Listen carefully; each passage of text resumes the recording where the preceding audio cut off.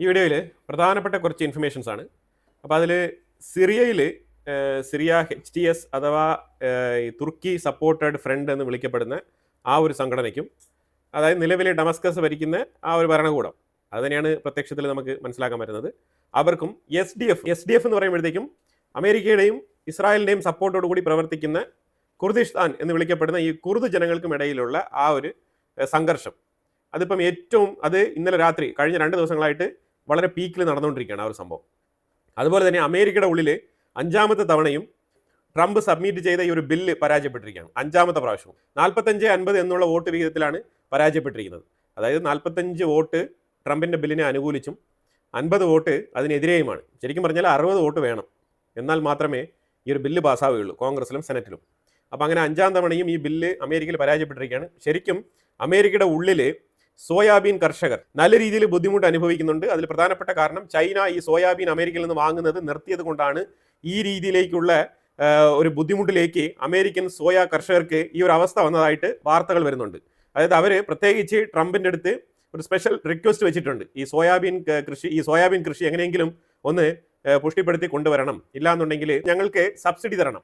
അപ്പം അങ്ങനെ അമേരിക്ക ഈ സോയ കർഷകർക്ക് വേണ്ടിയിട്ട് സബ്സിഡി അഥവാ എയ്ഡ് അവർക്ക് വേണ്ടിയിട്ട് സ്പെഷ്യൽ പാക്കേജ് പ്രഖ്യാപിച്ചിരിക്കുകയാണ്. അത് ട്രംപ് ഒരു സൈഡിൽ കൂടെ താരിഫിലൂടെ ലാഭമുണ്ടാക്കുന്നെന്ന് പറയുമ്പോഴത്തേക്കും ഇതേപോലെ അമേരിക്കയുടെ ഉള്ളിലുള്ള പല കർഷകർക്കും ഈ രീതിയിൽ വലിയ വലിയ തുകകൾ എയ്ഡ് കൊടുക്കേണ്ട സാഹചര്യത്തിലേക്ക് അമേരിക്ക തള്ളപ്പെട്ടിരിക്കുകയാണ്. അതായത് ഈ താരിഫ് കൊണ്ട് അമേരിക്കയ്ക്ക് ഉള്ളിൽ ഗുണമോ ദോഷമോ എന്നുള്ളതിലുപരിയായിട്ട് അവിടെയുള്ള പൊതുജനങ്ങളുടെ പോക്കറ്റിൽ നിന്നെല്ലാം പൈസ ഈടാക്കുന്നുണ്ട് അമേരിക്കയിലുള്ള ട്രംപ് അഡ്മിനിസ്ട്രേഷൻ. അതിനെയാണ് അമേരിക്കയുടെ ഖജനാവിൽ ഇത്ര വരുമാനം എന്ന് പറഞ്ഞിട്ട് ട്രംപ് പെരുപ്പിച്ച് കാണിക്കുന്നത്. സത്യത്തിൽ അമേരിക്കയുടെ ഉള്ളിൽ നിന്ന് തന്നെയാണ് ഈ വരുമാനം ട്രംപ് റോൾ ചെയ്ത് കൊണ്ടുവന്നുകൊണ്ടിരിക്കുന്നത്. എന്നിട്ട് ഒരു സൈഡിൽ കൂടെ ഈ പൈസ എയ്ഡ് എന്നുള്ള രൂപത്തിൽ ഏതൊക്കെ കർഷകർക്കാണോ ക്ഷീണം സംഭവിക്കുന്നത് ആ കാർഷിക മേഖലയ്ക്ക് എയ്ഡ് അതുപോലെ സബ്സിഡി എന്നൊക്കെ കൊടുക്കേണ്ട സാഹചര്യത്തിലേക്ക് തള്ളപ്പെട്ടിരിക്കുകയാണ്. ഇത് ഒരു ഫാക്റ്റാണ്. ഇതേ സെയിം പ്രോബ്ലം ബീഫുമായിട്ട് ബന്ധപ്പെട്ട വിഷയത്തിൽ വന്നിട്ടുണ്ടായിരുന്നു. ബ്രസീലിൽ നിന്നുള്ള ബീഫ് സ്റ്റോപ്പ് ചെയ്തതോടുകൂടി, അതിന് താരിഫ് ഇട്ട് സ്റ്റോപ്പ് ചെയ്തതോടുകൂടി ഇതേ പ്രശ്നം വന്നിട്ടുണ്ടായിരുന്നു. അപ്പോൾ ആ സമയത്ത് ബീഫിന് വേണ്ടി മാത്രമുള്ള താരിഫ് ഒഴിവാക്കിക്കൊണ്ട് ട്രംപ് ഉത്തരവിറക്കുകയാണ് ചെയ്തത്. ഈ രീതിയിലുള്ള കോമാളിത്തരങ്ങളൊക്കെ അമേരിക്കയുടെ ഉള്ളിൽ നടക്കും. ഇനി ഒരു 4 വർഷത്തേക്ക് കൂടി തുടരുമെന്ന് നമുക്ക് പ്രതീക്ഷിക്കാം. എനിവേ, അപ്പോൾ അത് കഴിഞ്ഞിട്ട് നമ്മളിപ്പം അമേരിക്കയുടെ ഉള്ളിലേക്ക് ഇറക്കുമതി ചെയ്യുന്ന ലോങ് ട്രക്ക് വെഹിക്കിൾ ആ ഒരു വാഹനത്തിന് മേളിൽ 25% ഇറക്കുമതി ചുങ്കം ചുമത്തിയിട്ടുണ്ട്. അതായത് ഒരു കാര്യം മനസ്സിലാക്കണം, ട്രംപിന്റെ രാജ്യത്ത് ഇറക്കുമതി ചെയ്യുന്ന ഏത് സാധനങ്ങൾക്കും എത്ര താരിഫ് വേണേലും ഇട്ടോട്ടെ, അതിലാർക്കും ഒരു പ്രതിഷേധവും, അതിലാർക്കും ഒരു എതിരഭിപ്രായവും ഇല്ല. പക്ഷേ അതേ തീരുവ ഇന്ത്യയെ പോലത്തെ വളർന്നു വരുന്ന രാജ്യങ്ങൾ, ഡോളർ ബേസ് എക്കോണമി എന്ന് പറഞ്ഞൊരു ഭീമമായിട്ടുള്ള ഒരു എക്കോണമി, എക്സ്പെൻസീവ് ആയിട്ടുള്ള ഒരു എക്കോണമി നമ്മുടെ മുന്നിൽ നിൽക്കുമ്പോൾ അമേരിക്ക, അതേപോലെ യൂറോപ്പ്, ഈ രീതിയിലുള്ള കറൻസി വാല്യൂ ഒക്കെ വെച്ചിട്ടുള്ള എക്സ്പെൻസീവ് എക്കോണമി കൊണ്ടുപോയിക്കൊണ്ടിരിക്കുന്ന രാജ്യങ്ങളുടെ മുന്നിൽ പിടിച്ചു നിൽക്കാൻ വേണ്ടിയിട്ട് ഇന്ത്യയെ പോലത്തുള്ള രാജ്യങ്ങൾ പല രീതിയിലും നമ്മളുടെ ഇന്റർണൽ പ്രൊഡക്ഷൻസ് നമ്മൾ പ്രൊട്ടക്ഷൻ ചെയ്യാൻ വേണ്ടിയിട്ട് നമ്മൾ ഉയർത്തി വെച്ചിരിക്കുന്ന ചില താരിഫ് അഥവാ തീരുവകളുണ്ട്. അതൊക്കെയാണ് നമ്മൾ ഈ വാഹനങ്ങൾക്ക്, ഇലക്ട്രിക് വാഹനങ്ങൾ അന്യരാജ്യത്ത് നിന്ന് ഇറക്കുമതി ചെയ്യാനും, അതുപോലെ തന്നെ അഗ്രികൾച്ചർ പ്രോഡക്റ്റുകൾ അന്യരാജ്യത്ത് നിന്ന് ഇവിടെ ഇറക്കുമതി ചെയ്ത് കഴിഞ്ഞാൽ ഇവിടെ ഇന്റർണൽ മാനുഫാക്ചറിങ് കഠിനമായ രീതിയിൽ ബാധിക്കപ്പെടും.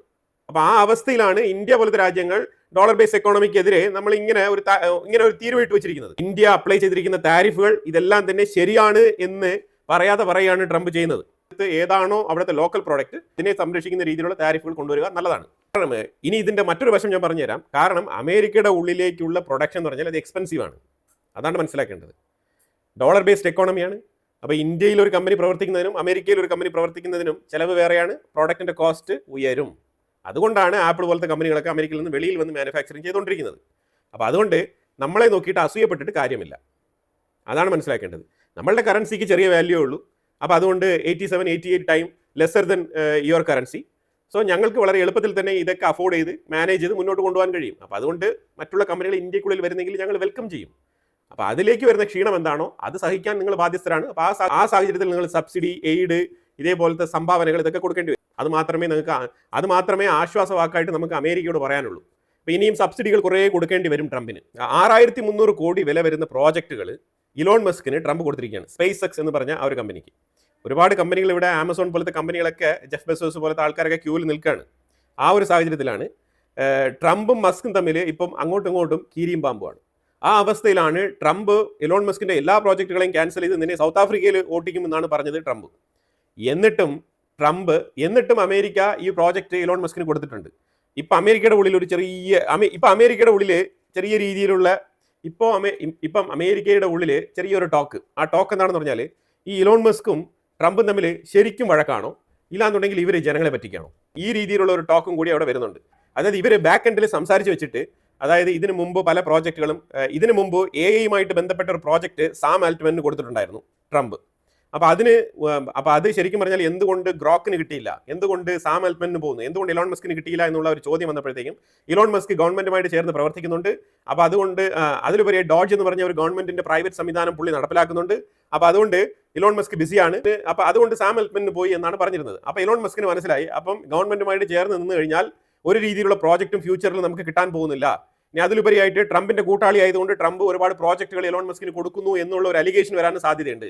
അപ്പോൾ അത് മുൻകൂട്ടി കണ്ടുകൊണ്ട് ഇലോൺ മസ്കും ട്രംപും തമ്മിൽ നീയും ഞാൻ രണ്ട് ചേരിയിൽ നിൽക്കാം, എന്നാൽ മാത്രമേ പ്രോജക്റ്റുകൾ തരാൻ പറ്റൂ എന്നുള്ള അവസ്ഥയിലേക്ക് എത്തിപ്പെട്ടതായിട്ട് മനസ്സിലാക്കാൻ പറ്റുന്നുണ്ട്. ആ രീതിയിൽ രണ്ടുപേരും ബാക്ക് ടു ബാക്ക് സംസാരിച്ച് വെച്ചിട്ടാണ് ഇപ്പോൾ പ്രോജക്റ്റ് ഇലോൺ മസ്കിന് പോയിരിക്കുന്നതായിട്ട് അമേരിക്കയുടെ ഉള്ളിൽ പല പത്രങ്ങളും എഴുതുന്നുണ്ട്. ഇതിൽ സത്യമുണ്ടോ ഇല്ലയോ എന്നുള്ളതൊക്കെ പിന്നീട് ഇനി കാലങ്ങൾ തെളിയിക്കും. അമേരിക്കയിൽ ജോലി റിസൈൻ ചെയ്ത് പോകുന്ന ആൾക്കാരുടെ എണ്ണം കൂടിക്കൊണ്ടിരിക്കുകയാണ്. കാരണം വേറെ ഒന്നുമില്ല, ഈ ബില്ല് പാസ്സാവാത്ത കൊണ്ട് ഇനി ശമ്പളം കിട്ടുമോ ഇല്ലയോ എന്നുള്ള പേടി. കാരണം അമേരിക്കയിലെ കാര്യമാണ്. അമേരിക്കയിൽ കഴിക്കുന്ന ആഹാരം മുതൽ കൊണ്ട് എഡ്യൂക്കേഷൻ മുതൽ കൊണ്ട് ഹൗസിംഗ് വരെ ഫുള്ള് ലോണാണ്. ലോൺ എടുത്ത് ജീവിക്കുന്ന ജീവികളാണ് അമേരിക്കയിലെ ജനങ്ങൾ. പൊതുവിൽ അമേരിക്കൻ ഫെഡറൽ ഗവൺമെന്റിനെ സംബന്ധിച്ചിടത്തോളം ഈ പൊതുജനങ്ങൾ എന്ന് പറഞ്ഞാൽ കറവ പശുക്കളാണ്. അത് അമേരിക്കയിൽ ജീവിക്കുന്ന ആൾക്കാർക്ക് വളരെ വ്യക്തമായിട്ട് മനസ്സിലാക്കാൻ പറ്റും. പിന്നെ ചില മലയാളി അമേരിക്കക്കാർ വന്നിട്ട് അത് അങ്ങനെയല്ല ഇങ്ങനെ എന്നൊക്കെ പറഞ്ഞുകൊണ്ട് വരും. പക്ഷേ ഭൂരിഭാഗം അമേരിക്കൻസും ഈ രീതിയിലാണ് ജീവിക്കുന്നത്. അവർ മാസം പർച്ചേസ് നടത്തുന്നത് പോലും ക്രെഡിറ്റ് കാർഡിലാണ്. അപ്പോൾ ആ സാഹചര്യത്തിൽ ഒരു പേയ്മെന്റ് ഡ്യൂ വന്നാൽ പോലും അവരുടെ സിബിൽ സ്കോർ പോലത്തെ അവിടെയും സ്കോർ ഉണ്ട്. അതൊക്കെ വലിയ രീതിയിൽ ഇമ്പാക്റ്റ് ഉണ്ടാക്കും. അതിൽ നിന്നൊക്കെ തിരിച്ച് കരകയറി വരാൻ വലിയ ബുദ്ധിമുട്ടാണ്. അപ്പോൾ ആ സാഹചര്യത്തിലാണ് ട്രംപ് ഈ രീതിയിൽ ജോലി ചെയ്യുന്ന ആൾക്കാരെ പിരിച്ചുവിട്ടുകൊണ്ടിരിക്കുന്നത്. അപ്പോൾ ഈ കടബാധ്യതയുള്ള ആൾക്കാർ അവരൊക്കെ ഇപ്പം ഭീതിയിലാണ്. അപ്പോൾ അതുകൊണ്ട് പല ആൾക്കാരും വേറെ പ്രൈവറ്റ് കമ്പനികളിൽ എന്തെങ്കിലും ജോലി അന്വേഷിച്ചിട്ട് ഈ ജോലി അങ്ങ് ഉപേക്ഷിക്കാൻ വേണ്ടിയിട്ട് തുരിതരാ ജോലി ഉപേക്ഷിച്ചുകൊണ്ടിരിക്കുകയാണ്. പക്ഷേ ഇത്രത്തോളം ആൾക്കാർക്ക് പ്രൈവറ്റ് കമ്പനികളിൽ ജോലി ഉണ്ടോ എന്ന് ചോദിച്ചു കഴിഞ്ഞാൽ അതുമില്ല. ശരിക്കും പറഞ്ഞാൽ അമേരിക്ക ഒരു അൺസർട്ടനിറ്റിയിലൂടെ തന്നെയാണ് കടന്നു പോകുന്നത്. ട്രംപ് വന്ന് കസേരയിൽ ഇരുന്ന ദിവസം തൊട്ട് അമേരിക്കക്കാർക്ക് ഒരു സ്വസ്ഥതയില്ല എന്നുള്ളതാണ്.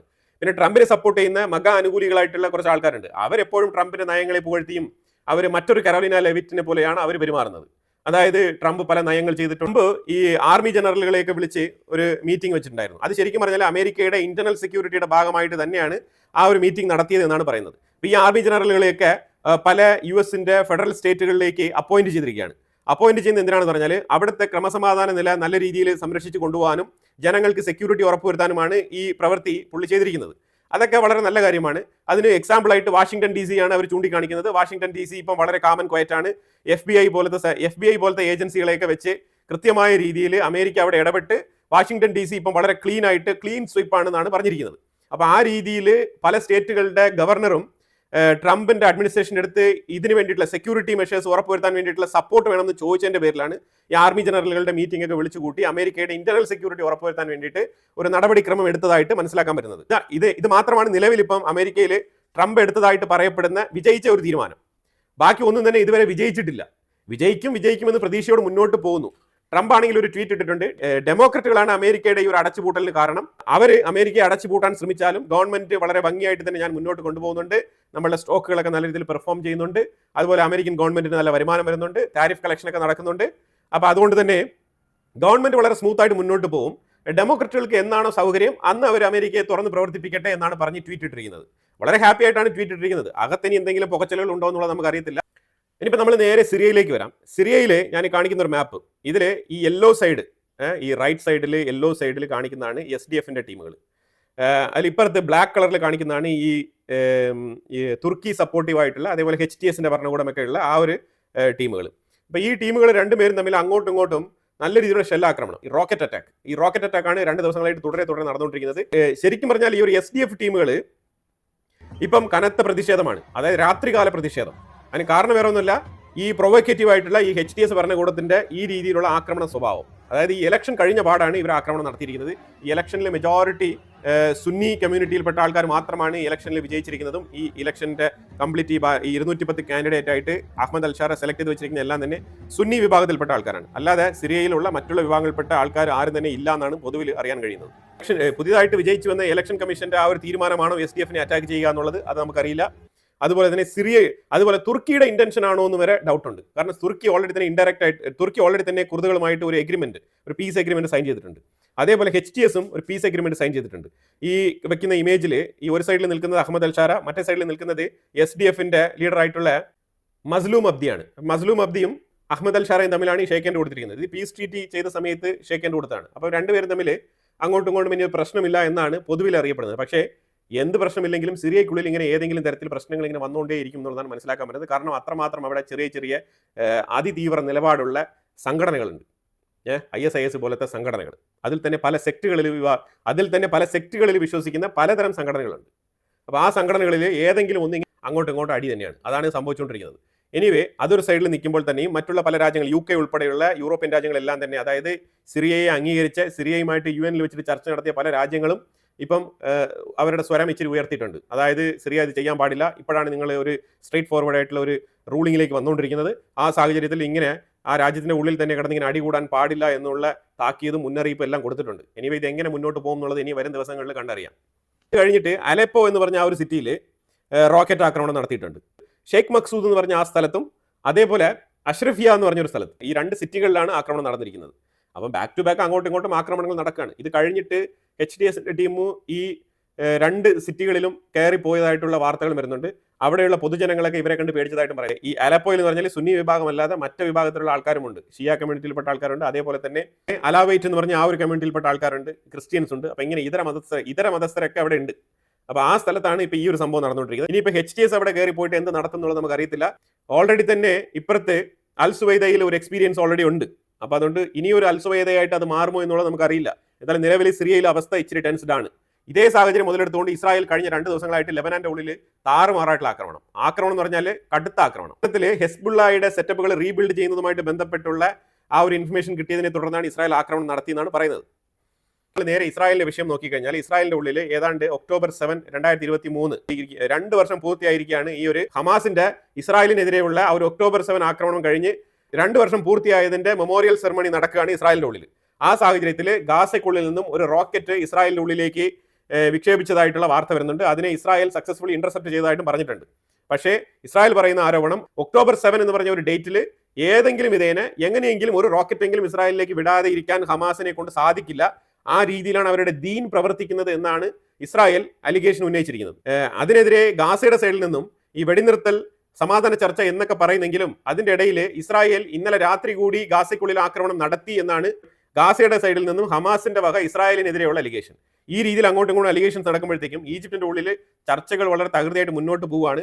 എങ്ങനെയെങ്കിലും ട്രംപ് പറയുന്നത് ഞാൻ ഇത് സാധിച്ചെടുക്കും എന്ന് തന്നെയാണ് പറയുന്നത്. പൊതുവിലെ ഒരു ലോകവീക്ഷണം എന്ന് പറഞ്ഞാൽ ട്രംപിന്റെ ആ ഒരു പവർ ഉപയോഗിച്ച് രണ്ടുപേരെയും, ഇസ്രായേലിനെയും ഹമാസിനെയും ഭീഷണിപ്പെടുത്തി കൊണ്ടുവന്ന് മേശയുടെ അപ്പുറത്ത് ഇപ്പുറത്ത് ഇരുത്തി ചർച്ച നടത്തുന്നതായിട്ടാണ് പൊതുവിലുള്ള ഒരു പ്രൊപ്പഗൻഡ, ഒരു നറേറ്റീവ്. അല്ല, യാഥാർത്ഥ്യം വേറെയാണ്. യാഥാർത്ഥ്യം ഇസ്രായേൽ ഖത്തറിലേക്ക് നടത്തിയ ആക്രമണത്തിനെ തുടർന്ന്, അതായത് മിഡിൽ ഈസ്റ്റ് രാജ്യങ്ങൾ അതൃപ്തി രേഖപ്പെടുത്തി ആ അമേരിക്കയുടെ ഒരു ഇൻഫ്ലുവൻസ് മിഡിൽ ഈസ്റ്റിൽ കുറയുമെന്ന് പേടിച്ചുകൊണ്ട് അറബ് രാജ്യങ്ങൾക്ക് വേണ്ടിയിട്ട് ഒരു കൃത്യമായ ഒരു പ്ലാൻ നറേറ്റ് ചെയ്ത് എങ്ങനെയെങ്കിലും ഞാൻ ഈ ഒരു യുദ്ധം അവസാനിപ്പിക്കാൻ ശ്രമിക്കാം എന്ന് അറബ് രാജ്യങ്ങൾക്ക് കൊടുത്ത വാഗ്ദാനം, അതായത് മിഡിൽ ഈസ്റ്റിൽ അമേരിക്കയുടെ ഇൻഫ്ലുവൻസ് കുറയാതിരിക്കാൻ വേണ്ടിയിട്ട് ട്രംപ് എടുത്ത ഒരു മുന്നൊരുക്ക നടപടിയാണ് ഈ ഒരു രീതിയിലേക്ക് കൊണ്ട് എത്തിച്ചതായിട്ടാണ് പൊതുവിൽ നമുക്കിത് മോണിറ്റർ ചെയ്യുന്ന ആൾക്കാർക്ക് മനസ്സിലാക്കാൻ പറ്റുന്നത്. ഇങ്ങനെ 2 തരത്തിലുള്ള നെറേറ്റീവ്സ് വരുന്നു എന്നുള്ളതാണ് നമ്മൾ മനസ്സിലാക്കേണ്ടത്. ഈ സിറിയയുടെ കുർദിസ്ഥാന്റെ ഭാഗത്ത് നിന്ന് അമേരിക്ക എന്തുകൊണ്ടാണ് കുർദിസ്ഥാനെ ഇത്രമാത്രം സപ്പോർട്ട് ചെയ്ത് ഈ കുർദുകൾ താമസിക്കുന്ന SDFനെ ഇത്രമാത്രം സപ്പോർട്ട് ചെയ്യുന്നത്? അവിടെ നിന്ന് എണ്ണ മോട്ടിച്ചുകൊണ്ട് പോകുന്നുണ്ട്. അത് ഇപ്പോഴും തുടർന്നുകൊണ്ടിരിക്കുകയാണ്. അവിടെ ഇപ്പോഴും എണ്ണ തകൃതിയായിട്ട് അമേരിക്ക നല്ല രീതിയിൽ ഊറ്റിക്കൊണ്ടുപോവാണ്.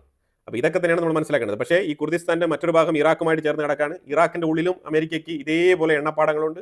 പക്ഷേ ഇതിന്റെ ഒരു ഭാഗം ഇറാന്റെ സൈഡിലുമുണ്ട്. പക്ഷേ ആ ഇറാന്റെ എണ്ണ വാങ്ങിക്കരുതെന്ന് അമേരിക്ക പറയുകയും ചെയ്യും. അപ്പോൾ ഇവിടെ ഇറാനെ കുറിച്ച് നെതന്യാഹു ഒരു സ്റ്റേറ്റ്മെന്റ് എന്ന് പറഞ്ഞിട്ടുണ്ട്. ആ സ്റ്റേറ്റ്മെന്റ് വേറെ ഒന്നുമില്ല, Iran ICBM Inter continental ballistic missile പരീക്ഷണം വിജയകരമായിട്ട് പൂർത്തിയാക്കിയിരിക്കുകയാണ് ഇറാൻ. അപ്പോൾ അതുകൊണ്ട് ഇത് ഇസ്രായേലിനേക്കാളും ഏറ്റവും കൂടുതൽ അമേരിക്കയ്ക്കാണ് ഇത് ദോഷം ചെയ്യുക. വാഷിംഗ്ടനെയാണ് അവർ ഉദ്ദേശിക്കുന്നത്.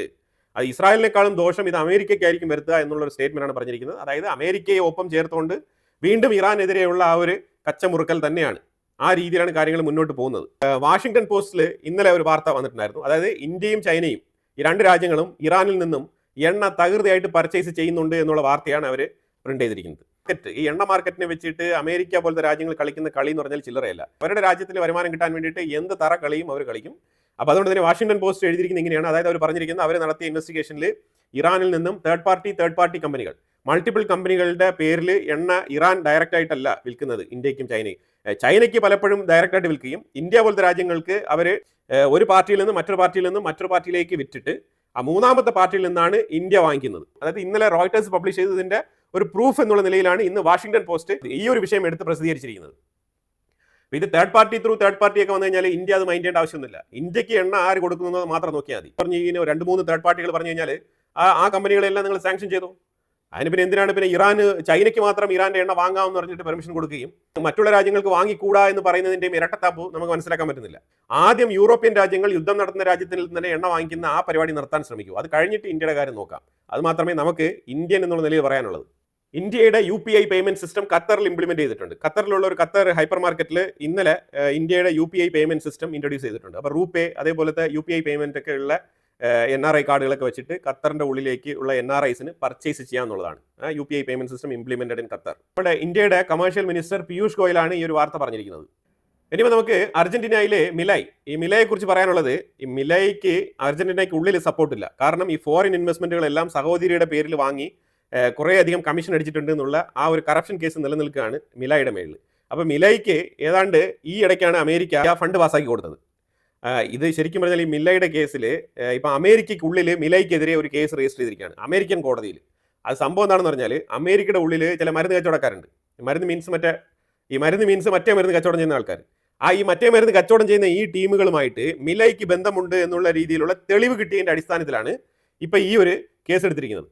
അത് അമേരിക്കൻ കോടതിയിൽ വിചാരണ നേരിട്ടുകൊണ്ടിരിക്കുന്ന ഒരു മറ്റേ മരുന്ന് കച്ചവടക്കാരൻ അവൻ്റെ അക്കൗണ്ടിൽ നിന്നും മിലയ്ക്ക് ഏതാണ്ട് $20 ബില്യൺ ട്രാൻസ്ഫർ ചെയ്തിട്ടുണ്ടായിരുന്നു. ആ ഒരു തെളിവ് കിട്ടിയതിന്റെ അടിസ്ഥാനത്തിലാണ് മിലയുടെ മേളിൽ ഇപ്പൊ അമേരിക്കൻ കോടതിയിൽ കേസ് എടുത്തിരിക്കുന്നത്. സ്വന്തം രാജ്യത്ത് കറപ്ഷന്റെ കേസ് തലമേളിലിരിക്കുന്ന മിലയ്ക്ക് അമേരിക്കയുടെ ഉള്ളിലുള്ള കോടതിയിലും ഇപ്പം കേസ്. അപ്പൊ ഇതാണ് ഈ ഒരു പൈസയ്ക്ക് മേലുള്ള ആക്രാന്തം കൊണ്ട് ഒരു രാജ്യം ഭരിക്കുന്ന നേതാവിന്റെ മേളിൽ വരുന്ന കേസുകൾ. ഇതാണ് ആലോചിക്കേണ്ടത്. അതായത് ബൈഡൻ ഭരിച്ചിരുന്ന സമയത്തും ഈ മിലൈ ഇതേപോലത്തെ ഈ മറ്റേ മരുന്ന് കച്ചവടം ചെയ്യുന്ന ആൾക്കാർ, അതേപോലെ മറ്റേ കള്ള് കച്ചവടം ചെയ്യുന്ന ടീമുകൾ ഇവരുടെ കയ്യിൽ നിന്നൊക്കെ പൈസ വാങ്ങിച്ച് ആ ഒരു ഫണ്ട് കൊണ്ടാണ് ഇലക്ഷൻ വിജയിച്ച് വന്നതെന്നുള്ള അലിഗേഷനൊക്കെ ഓൾറെഡി തന്നെ അവിടെ ഉണ്ട്. അർജന്റീനയിലുള്ള ഓപ്പോസിറ്റ് പാർട്ടികൾ ഈ രീതിയിലുള്ള അലിഗേഷൻസ് ഒക്കെ മുന്നോട്ട് വെക്കുന്നുണ്ട്. പക്ഷേ ഈ മിലൈ ഈ ഭരണത്തിൽ നിന്നും ഇറങ്ങിപ്പോയി കഴിഞ്ഞാൽ അർജന്റീന ബ്രിക്സുമായിട്ട് കൂടിച്ചേരും എന്നുള്ളത് 100% ഉറപ്പുള്ള കാര്യമാണ്. വളരെ നല്ല ഫാസ്റ്റ് ഫോർവേഡ് മൂവിങ് എക്കോണമി ആയിരുന്നു അർജന്റീന. അതിന് തൊലച്ച് കൈ കൊടുത്തത് ഈ മിലയാണ്. അപ്പൊ ബൈഡന്റെ ടൈമിലും ഇതേപോലെ ഈ മറ്റേ മരുന്ന് കച്ചവടക്കാർ വഴി അമേരിക്ക തന്നെ ഫണ്ട് കൊടുത്തിട്ടുണ്ടോ എന്നുള്ളൊരു ഡൗട്ടാണ് ഇപ്പോൾ വരുന്നത്. അമേരിക്ക ഇമാതിരിയുള്ള ഇല്ലീഗൽ മരുന്ന് കച്ചവടക്കാരെയൊക്കെ ഇതുപോലത്തെ ബാക്ക് ഓഫീസ് ഫണ്ട് ട്രാൻസ്ഫറിന് വേണ്ടിയിട്ട് ഉപയോഗിക്കുന്നുണ്ടോ എന്നുള്ളൊരു ഡൗട്ടാണ് ഇപ്പം മുന്നോട്ട് വരുന്നത്. എനിവേ അമേരിക്കൻ കോർട്ടിൽ ഇപ്പോൾ കേസ് കിടക്കാണ്, അന്വേഷിക്കട്ടെ. അന്വേഷണം മുന്നോട്ട് പോകുമ്പോഴത്തേക്കും നമുക്ക് അറിയാൻ പറ്റും എന്താണ് സംഗതി എന്നുള്ളത്. പിന്നെ ഇന്ത്യയും തുർക്കിയുമായിട്ട് ബന്ധപ്പെട്ട വിഷയത്തിൽ മെഡിറ്ററേനിയനിൽ നടക്കുന്ന ആ ഒരു സ്റ്റാൻഡ് ഓഫിൽ ഇപ്പോഴും അത് അങ്ങനെ തന്നെയാണ് തുടരുന്നത്. പിന്നെ ഇതുമായിട്ട് ബന്ധപ്പെട്ട് രണ്ട് രാജ്യങ്ങളും തന്നെ ഒരു രീതിയിലുള്ള വാർത്തകളും പുറത്തു വിട്ടിട്ടില്ല. ഈ ഒരു ഇന്ത്യ ഒരു റോക്കറ്റ് ഫയർ ചെയ്തു, അത് ഉറപ്പായിട്ടുള്ള കാര്യമാണ്. ഓയിൽ പൈപ്പ് ലൈൻ ഡാമേജ്, ഇതിനെക്കുറിച്ചൊക്കെ വിശദമായ വാർത്തകൾ ഒഫീഷ്യലി വന്നിട്ടില്ല. സോഷ്യൽ മീഡിയയിലൊക്കെ തകൃതിയായിട്ട് കിടപ്പുണ്ട്. അപ്പോൾ അതുകൊണ്ട് തന്നെയാണ് ഞാൻ അതിനെ കൺഫേം ആയിട്ട് അതിനെ എടുത്ത് പറയാത്തത്. അതിന്റെ അപ്ഡേറ്റ്സ് വന്നു കഴിഞ്ഞാൽ ഫസ്റ്റ് പോയിന്റ് ഞാൻ നിങ്ങളെ അപ്ഡേറ്റ് ചെയ്യുന്നതായിരിക്കും. അപ്പോൾ എന്തായാലും ഒരുവിധം ഇന്നത്തെ ജിയോ പൊളിറ്റിക്സ് എല്ലാം തന്നെ നമ്മൾ കവർ ചെയ്തിട്ടുണ്ട്. ഇതിനെക്കുറിച്ചുള്ള അഭിപ്രായങ്ങൾ കമന്റ് ബോക്സിൽ രേഖപ്പെടുത്തുക. കൂടുതൽ വാർത്തകളുമായിട്ട് അടുത്ത വീഡിയോയിൽ വരാം. Thank you so much.